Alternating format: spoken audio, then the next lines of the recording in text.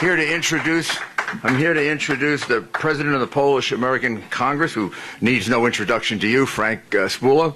And I ask for the opportunity to say a few words, if you may. Okay? So, sit down. I'll be very brief.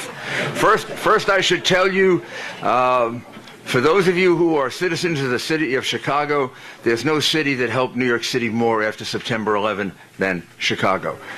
You sent us more police, you sent us more firefighters, you sent us more rescue workers. Your mayor, Richard Daley, is a good friend of mine, and at a time of need, he stepped up. And there were so many Chicago police in New York, I got confused. I thought we had changed the uniform, you know, to the little one with the checks. I was getting like a little crazy. I didn't know what happened. Donald Trump is here today because of his love of the Polish community. He has a long-term, abiding love for this community. And you can be sure when he gets elected President of the United States, Poland will have, once again, a totally reliable ally in the United States of America.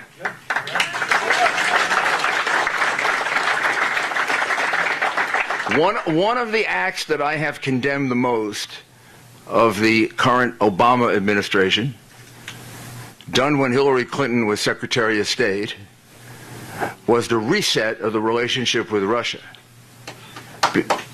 Because in resetting that relationship, she gave up what my president, the president who's my hero, she gave up his dream of a nuclear defense of Poland and the Czech Republic.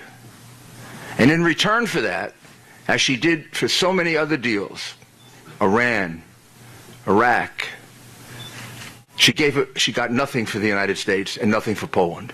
No guarantees of non-aggression, no guarantees of lessening up on the deprivations of human rights that go on in Russia, or the killings. For that, I once asked Secretary Gates, who was the defense secretary, I said to him, that agreement has always troubled me, Secretary Gates. We did a panel together in Los Angeles 6 months ago. I don't understand it. First of all, from a geopolitical basis, I don't understand it. Why would we give up the nuclear defense of Poland and the Czech Republic when we now know it works? What about the Iron Dome in Israel? You know, back when Reagan announced it, they made him into like a nut for doing this. Turns out Reagan was right. If a missile can shoot down a plane, a missile, if it's better, can shoot down another missile. It doesn't take a rocket scientist, excuse the pun, to figure that out. Even a stupid lawyer like me can figure that out. But the New York Times couldn't, and all its critics. So the Obama administration began, I believe, double-crossing Poland and the Czech Republic with Hillary Clinton, a prime architect. And no matter who was running on the other side, you do not have a trusted ally in either one of the two of them, because they took away from you what was promised to you, a nuclear defense of your country. If you elect Donald Trump, you will find a man who understands that Poland, unlike some of the countries he's pushing a little for a little more money, Poland pays its bills to NATO. You should be proud of that. Not only that, he's proud of you for doing it. So he'll defend the NATO treaty. It's a solemn obligation of the United States. Yes, he's going to push some of the people that aren't paying their fair share to pay more. But that doesn't mean he doesn't understand his solemn obligation, which is if any member of the NATO alliance, all 28, if any one of them is attacked, we all come to each other's defense. Right. Second, he is going to do, again, what Ronald Reagan did. He's going to rebuild our Army, our Navy, our Air Force, our Marines. This president and Secretary Clinton want to decimate our military. So he will take our troops up to 540,000. Obama wants to take them down to 420,000. Active troops. We're over 1 million with reserves. That'll take the reserves up to 1.3. Number two, he's going to take our Navy, which they are decimating. They are ruining our Navy. We're going to go down to 240 ships. I'm not even sure we could patrol the Atlantic with 240 ships. We certainly can't patrol the Atlantic and the Pacific, and we're supposed to be a 2 Ocean Navy. He's going to build our Navy to at least 350 ships, which is where it has always been. That allows us to go into the South China Sea and push China back. It allows us to come in the middle of what's going on in the Ukraine with an aircraft carrier so we can push Putin back. And I want you to know one final thought about Mr. Trump. I know him for 28 years. And I know there have been some remarks about Putin and all of this. He doesn't know Putin. He's never met Putin. Will he negotiate with Putin? Yes.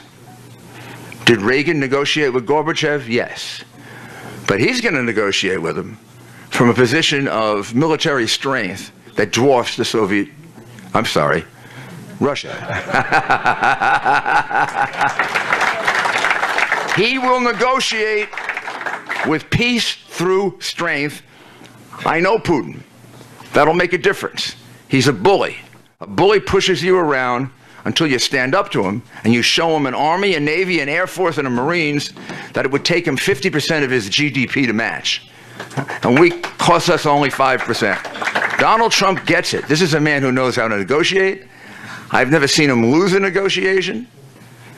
It's going to be a lot better than a permanent government bureaucrat like Hillary Clinton, who gave away Poland in one of her first acts in office, or the community organizer who's presently in the White House. So please support Donald Trump. You have a great leader in Frank Spula. The conversation upstairs was enormously enlightening for Mr. Trump and will help him greatly in his understanding of the issues with Poland that are there, but they're all issues between friends. We have no disagreements. These are things that can be solved by a person like Donald Trump, who's a doer like that. So I think working with Frank and many of the people in your community, we can put Poland and the United States back on the track that it used to be, not where we've gotten off track, where you can count on us as your defender, and we can count on you as one of our best friends. Thank you very much. Frank?